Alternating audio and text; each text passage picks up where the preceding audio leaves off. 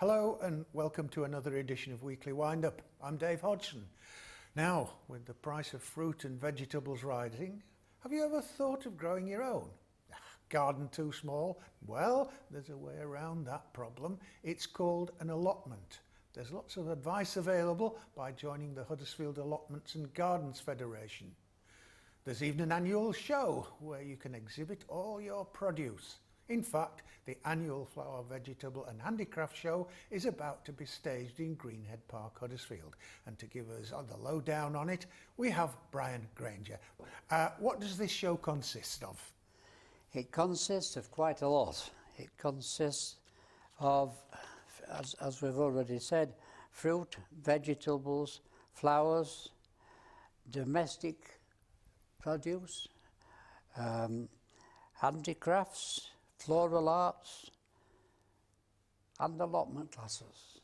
That's very good. I seem to remember it's a family show, isn't it? Oh, without any doubt. We went up to film it last year and it was humming, wasn't it? And I mean that in the nicest sense.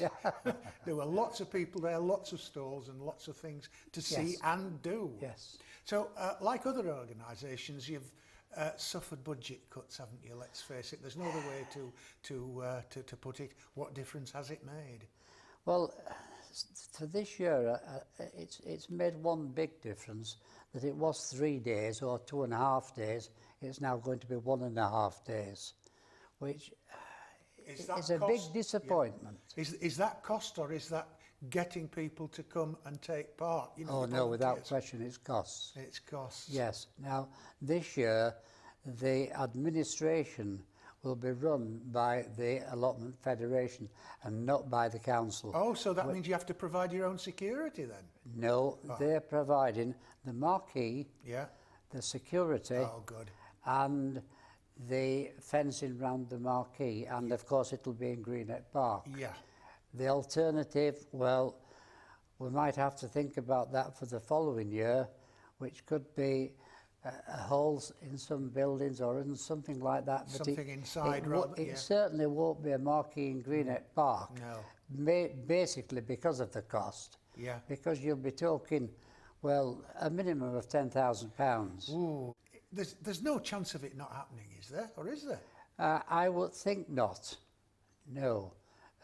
It would mean that we would have to do a lot of organisation and a lot of work, and we'd have to find a suitable hall somewhere to hold it. Yeah. And it would have to be somewhere reasonably close to the town centre. Yes, yes. What can we see on the day then? Are they set out on long tables? Yes. Or is it all in groups? No, they're all in long tables, and there is. Well, I'll have to refer to the brochure because I understand. There's now so much stuff that there'll be vegetable open classes and vegetable classes for the federation members. Yeah. And then on top of that, you'll have flower classes, domestic classes. So coming and we'll show you some work. Absolutely. That's great. Yeah. Handicraft classes. Yeah.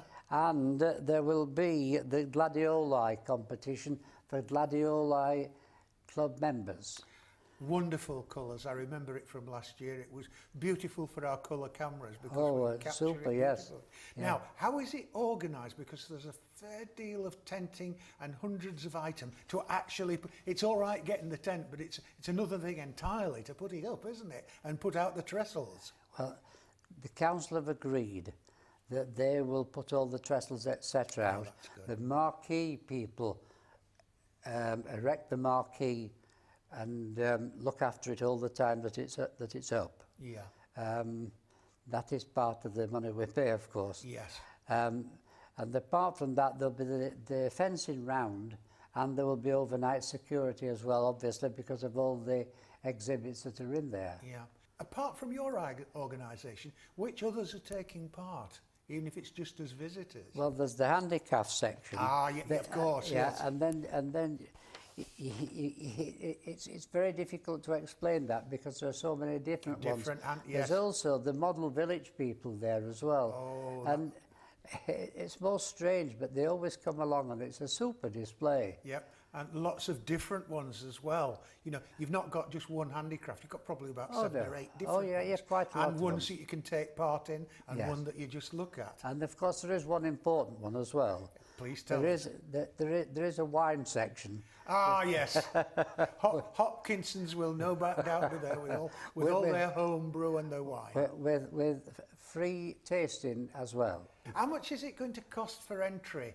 And we need the times and dates again. Entry is free. No cost to people coming in. So a good family day, if you've got a big family. Yeah, our only stipulation is if the children come in, it is free for children as well, but they must be accompanied by an adult. Right. And this is where it gets complicated. On Friday, the 11th of August, from 5 till 8, there will be the receipt of exhibits. Yeah. On Saturday, the 12th, it will be from 7:30 till 9 a.m. Yeah. Then the marquee will close, Yeah. and it will then be open to the public from 12:30 till 5 o'clock. And we'll know who's won first, second and third by then. Of course. And the awards ceremony will be on Saturday instead of Sunday. Yeah. At around about 4:30. Right, okay. So it is a bit of a change from last year, isn't it? It has to be because of the loss of one day in effect. Yeah. But we also understand that Kirklees are having some sort of an event in the marquee on the Sunday. So we will probably still have some produce there because I don't know whether you are aware, but if there are any spare produce on allotments, That aren't going home. we take it into the marquee and we do sell it for the Well, allotment. what I would call knockdown prices. Well, they are silly prices, I suppose. But it also goes to the Federation kitty. And, which is important, isn't it? It is important, yes. And it could becoming more important. I wonder if I could just change the subject for a moment now Certainly. that we've got all the details. What are your thoughts regarding the imminent loss of allotments at Clare Hill, where it's just been announced that the new primary school is to be built over the allotments and the sports grounds, and the allotment shall be no more? Well, I think it's a huge disappointment, but I understand that Kirklees are guaranteeing the allotment holders plots elsewhere within reasonable distance. That's good to And hear. more important than any of that, they will help with sheds, greenhouses and ground The preparation. movement of and what have you, yes. Now, if that comes off, then it's a bit of a discomfort for the people who own the allotments. I wouldn't like to give mine up yet. Although I am getting a bit older, it's getting harder. Oh, tell me about it. Tell me about it, Brian. But it does get more difficult, and I've had mine for quite a long time now, over 20 years, and it's only in the last 2 or 3 years where I found it a little bit harder each year, and you tend to get a little bit further behind. Yeah. I quite understand. Yeah. But the main thing is that we've got this wonderful show. Remind us of the dates in August again before. Certainly, it's on Friday the 11th, Saturday the 12th, and a little bit of something on Sunday the 13th. Looking forward to it, Brian, as always.